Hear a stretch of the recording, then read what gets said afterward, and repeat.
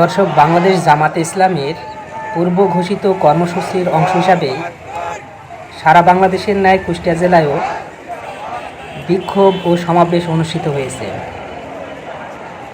মূলত বিক্ষোভ ও সমাবেশের কারণ বাংলাদেশ জামাতে ইসলামের সহকারী সেক্রেটারি জেনারেল জনাব এটিএম আজহারুল ইসলামের মুক্তির দাবিতে বিক্ষোভ ও সমাবেশ করছে কুষ্টিয়া জেলা জামাত।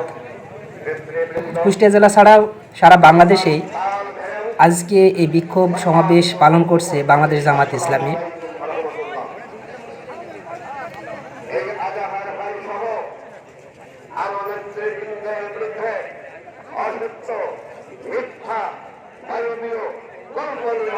মামলা দায়ের করেছিল, এই মামলা তাদের বিরুদ্ধে দিয়েছিল, তারা অনেকেই মুক্তি পেয়েছে এবং এই মানবীয় মামলায় অন্যায়ভাবে ফাঁসি দেওয়া হয়েছে, কিলিং করা হয়েছে, মিথ্যা দোষারোপ করে এই কাজ করা হয়েছে।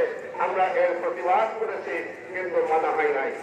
বাঙালির হাইকোর্ট দেখাচ্ছে এই মামলা মানবীয় মামলা, অন্যায় মামলা সারা বিশ্বব্যাপী প্রত্যাখ্যাত হয়েছে। নিন্দনীয়, প্রশ্নবিদ্ধ এগুলো প্রত্যাখ্যান করা হয়েছে, তারপরেও আটকে রাখা হয়েছে অন্যায়ভাবে। বাঙালির হাইকোর্টে দেখিয়েছে এবং বাঙালির হাইকোর্টে দেখানোর পর ওই মালিক মিয়া বুঝেছে মালিক মিয়া